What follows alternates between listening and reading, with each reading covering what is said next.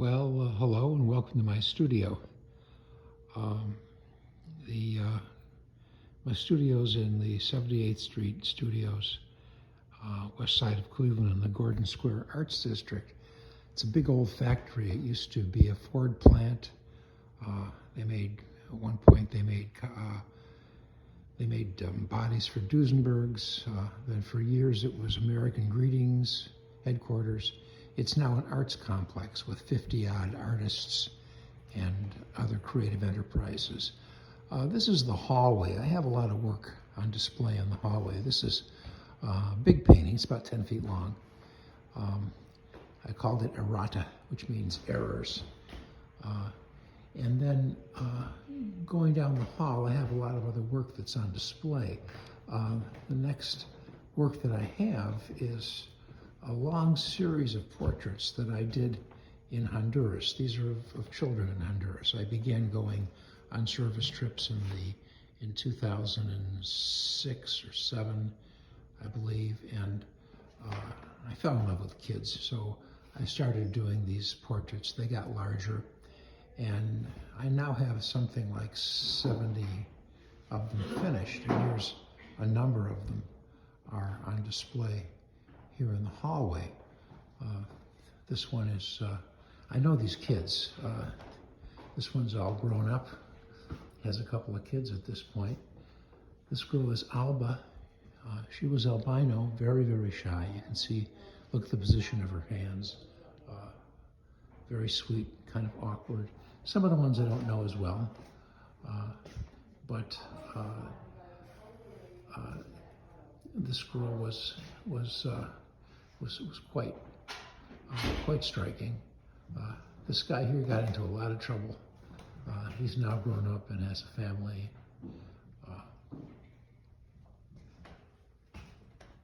So I would draw these kids on my trips to Honduras.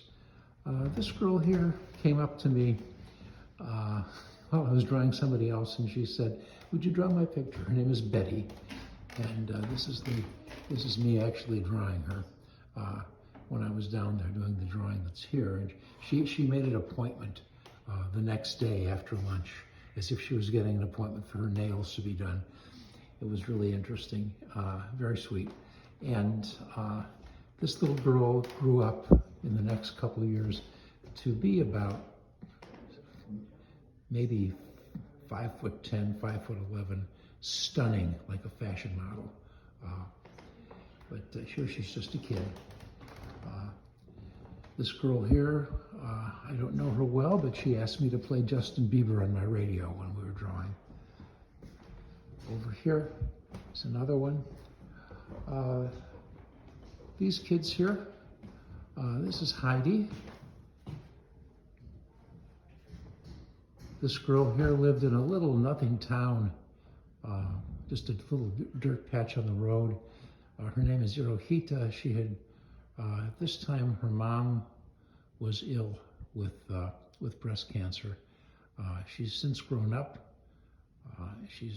They've got her into college. This guy here was headed for college no matter what. He's had a job working in Italy. He was a success story for the villages down in Honduras where I used to visit. Some of the other pictures are here.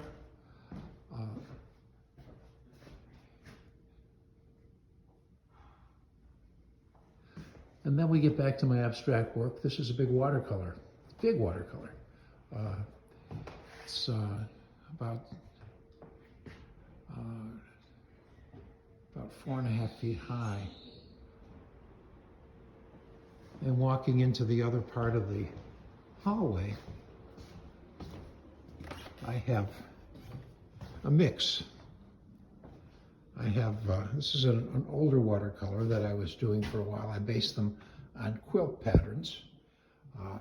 These are some kids from Honduras. This guy now has grown up and he's working in a Hyundai plant, in a Hyundai agency as a car mechanic.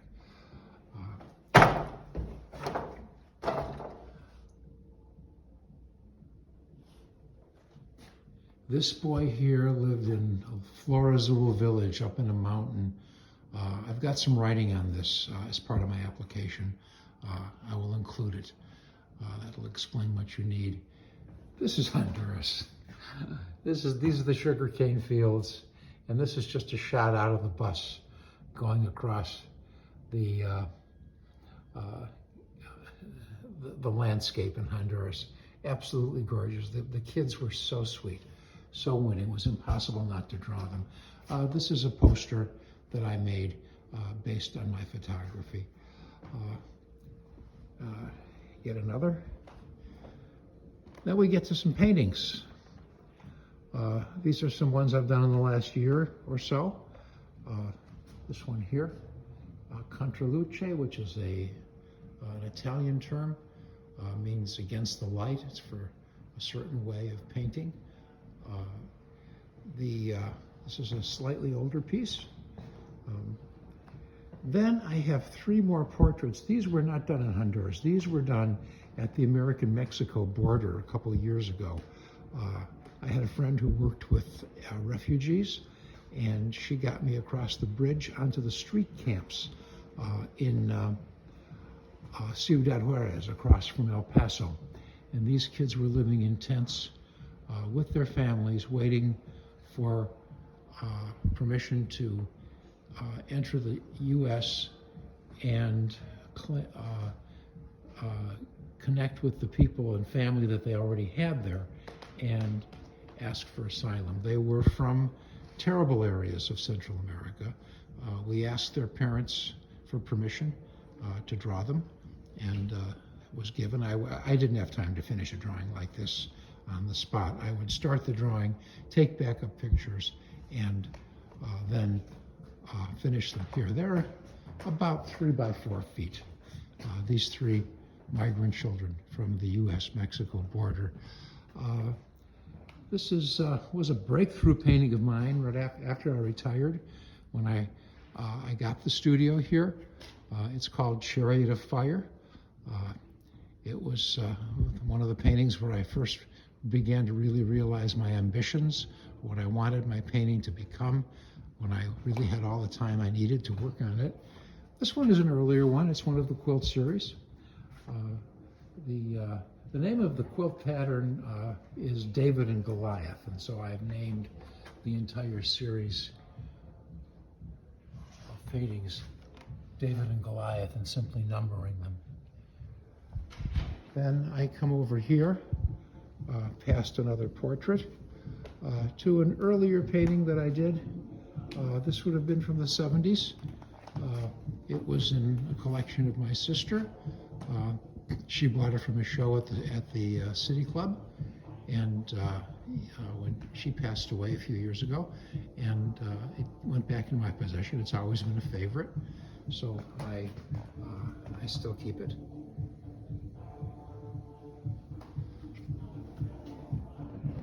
And then this is another big one. This is another one. It's about 10 feet long. It's hard. I can't really get away from it to get your full frontal view of it. But it's entitled Sur, which is the name of a very famous tango from Argentina.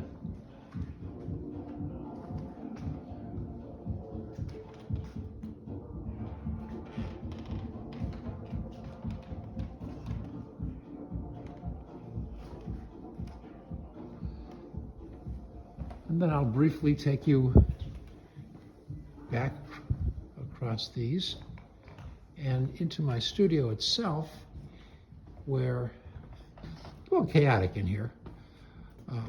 That's a poster that I made from my Honduran drawings. This is my studio.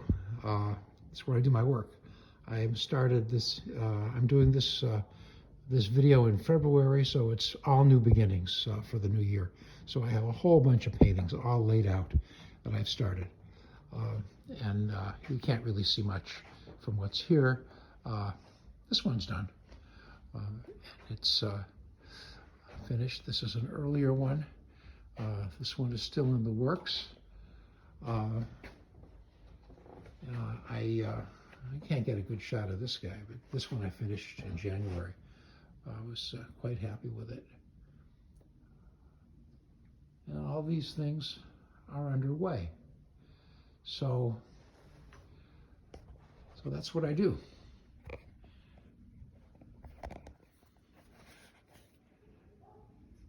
Thank you very much.